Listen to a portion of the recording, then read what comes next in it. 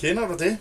Mellem 60 og 80, så begynder din bil at sige en eller anden underlig lille lyd. Det er som om, der kommer sådan en nåletynd vin. Og du tænker, nej, skal jeg skifte et drev? Ikke nødvendigvis. Og det er en lille ting. Nu kommer opskriften.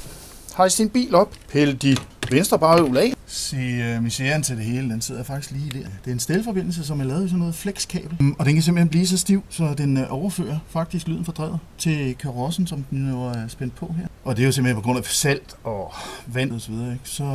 Så bliver det her simpelthen så stift, som man tror, det er løgn. Det er, at du kan simpelthen tage fat i kablet, og så vride det lidt frem og tilbage. Giv det noget massage, som man siger. Og så kan man jo eventuelt slutte af med noget, hvis man har noget lidt undervognsbehandling eller sådan noget. Så er den der i hvert fald kørende et stykke tid nu. Det er lidt vildt, at man kan hoppe på sådan en med, at det er et drev. Og der er faktisk nogen, som har fået skiftet drev på garantien, fordi man troede først, at det var drevene, der var noget galt med. Sådan er det. Sådan kan man blive narret. Men det her, det er altså pærenemt. Af med det venstre baghjul. Lige lav den her manøvre.